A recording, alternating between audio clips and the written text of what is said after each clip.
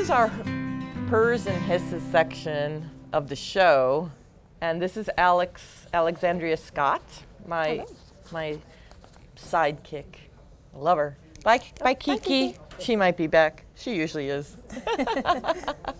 And Alex and I today we're gonna talk about this wonderful email that a gentleman sent me, and I'm just gonna read it because there's so much detail in it, and it's so rich with what he did with a feral cat to get it and the time it took him. So paraphrasing it just wouldn't do it any justice. All right. Okay, and then after that we'll talk about it. Great. Okay, all right, here we go. Hi Wendy, enjoyed your show on feral cats. Thank you. It got me thinking about our cat Sox, S-O-X, cute, who we brought in over 2 years ago to Quick Fix, which he brought in to be neutered. Okay. He was trapped and deemed feral by the vet and was duly released back into his wooded area behind the house. However, he became our furry obsession. Isn't that sweet? That's cute. I fed him twice a day, built a box for him out of storage containers, and spent a half an hour each day sitting nearby while he cautiously came out and ate his food. After his neuter, it took a few weeks for him to regain his trust. Since I work out of the house, I was able to spend every day working with him, which is great. That's great. Yeah, you need to if you're going to do something like that. He had never uttered a sound except for the hiss when the vet touched him in the trap. It took a month after his release before he gave a little meow as I approached with his food. Within the next month of September, his confidence grew and he'd confidently walk out, give a greeting, and eat. As he got bolder, he would come out and rub on my legs.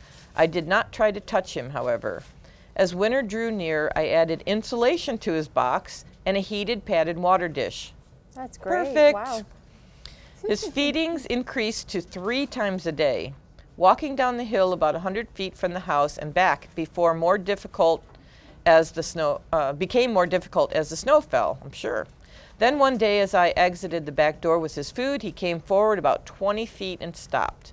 I decided to try calling him up to the house, and after saying his name and "come and get it," to my surprise, he ran up to me, rubbing my legs and giving a little hiss. Is this a hiss or a purr show? So we'll find out. I set down the food and he came up and tapped my hand. No claws, then he ate. So he was like that. As this was a much more convenient arrangement, instead of going down the 100-foot hill in the snow, I moved his hut up under our rear deck. He quickly adapted to this and would wait outside the door at feeding time. In February, the weather got really cold, and on one 10-degree, blowing, snowing day, I watched him as he sat outside the door, ice forming on his chin and ears. Why didn't he seek his shelter? I didn't know, but I made up my mind to get him into the shelter and warmth of our house. To do this, I cut a hole for a cat door in our rear window and set up a new wooden box shelter just outside. I already like this guy. Once again, after placing treats inside, he adapted to the interior box. Now he was safe from the really cold weather and didn't risk having fur pulled out from freezing moisture in the outdoor box. I had cut a 2-inch hole in one end facing my workbench, and he'd stick his nose in there or an eye to see what was going on. However, I still had to feed him outside, so I modified the box by removing the inner wall facing my shop and replacing it with plexiglass. Oh, perfect. Oh my goodness. I added 2 petting slots and a feeding door. Now neither of us had to go out at feeding time. Perfect. This is so awesome. That's great. Yes. To my surprise, he didn't mind the plexi wall, even though he was exposed to all the interior lights and sounds of my shop machinery. I was able to touch him through the slots as he rubbed against the wall, but he had to be careful because he started swiping, and he was fast. As you said, ferals can tear you up. He got me 7 or 8 times in the ensuing months. I used the slots and feeding door to play with toys, which he really enjoyed, because cats are all about movement. Now during this time, he was actively hunting, and there would be gifts outside and in, Oh. and in. Oh, that's lovely. Lots of gifts. After a while, I sensed he wanted to enter the shop, so another door was added. Of course. The shop closed off to the rest of the house, and he was allowed in. He walked around like he owned the place, used a litter box, and ate lunch back in the box. I established this routine and included playtime as well. His indoor time increased when he would just lay on the floor and watch me. I'd get him back into the box with food and lock him in there out of the shop for nighttime. I added another compartment to his box as well. Wow. Now we're getting into from the apartment into the condo. And maybe we're going to go into a house next. His final days in the box came the following September, so we're now a year, Wow. when he brought in 2 chipmunks, which made a mess in the shop. My goodness. We decided to lock him in the shop, which he accepted after a few days of clawing at the window. Playtime increased and his swiping ended after a few scoldings. No matter how bad we had been scratched, and I guess he has somebody else there doing, helping now, he was never physically punished, which I always say, never do. Never punish your cat physically, they'll just make him madder. Today, over a year later, he's become my loving lap cat. Aw. Eagerly climbing into my lap to watch TV in the adjoining rec room. See? He expanded his house. That's great. He has full access to the shop and rec room and is allowed to venture upstairs in the main floor, which he enjoys, although he's had a few minor altercations with our other cat who lives upstairs.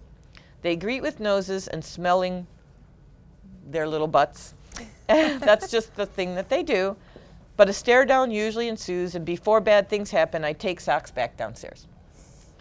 So, was he feral or a dumped cat that nearly went feral? And we're going to address that. He loves play, chasing balls and other toys, but has very demanding habits, especially when it's near feeding time and I'm at my workbench. He makes sure I get the message to get off my butt and feed him. Oh, yes. He's demanding. Hope this wasn't too long, but I want people to know that some cats are not feral, even though they sure seem to be. They may need a little more work and time to bring out the pussy cat inside. Aw.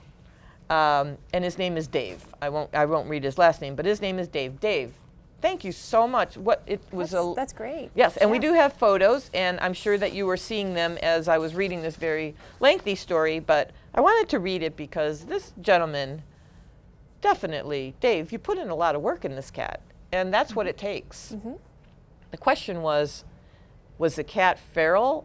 It's almost like, why did the chicken cross the road? Or what came first, the chicken or the egg? I mean, in this case, what came first? Was it cat feral, or did it go feral? Okay, cats don't go feral, for one thing. They're born feral. In fact, they're the only known animal that can start out with a house cat mom, and the next generation is totally wild if no one touches it. Really? Yes.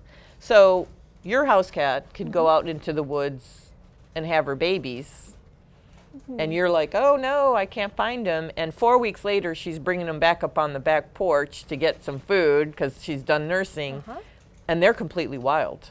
They're absolutely wild. None of her knowledge about humans gets passed down at all. So that's what a feral cat is. They were born wild. They have not been socialized at all with humans. The other kind of cat is a stray cat, or a cat that's been booted out of the house for whatever reason, and goes back to its instincts to survive. Stray cats don't behave like feral cats.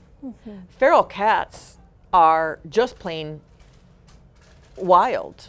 They're wild animals. They're just as wild as a raccoon or a skunk or anything like that. You would never pick one of them up, and you wouldn't pick up a feral cat either. And they take a very long time to tame down. Can they be tamed down? Absolutely. Every single one of them. If you have the time and you have the patience, and depending on their personality. So attempting something like this, is that something that you would recommend other people try if they felt so inclined? I would totally say be very careful. Oh my goodness. And he even said he got scratched up a good 7 or 8 times. I was sent to the hospital with one cat bite, one right here, and you can see the scar. I stayed in the hospital 6 days. It's tens of thousands of dollars, whether you have insurance or not. I did have insurance. However, I still had to pay a good portion of it. I have an eternal scar right here, and it was one cat bite. These guys have so much poison, basically. It's somewhat poison in their mouths that you can really get hurt. Be very careful. Take your time like he did. I don't recommend that you go right out and just try to push this cat into being a happy cat. They are not. They are wild animals. We really want you to understand that they can be very, very dangerous. What do you make of that story? I think that's really, really neat.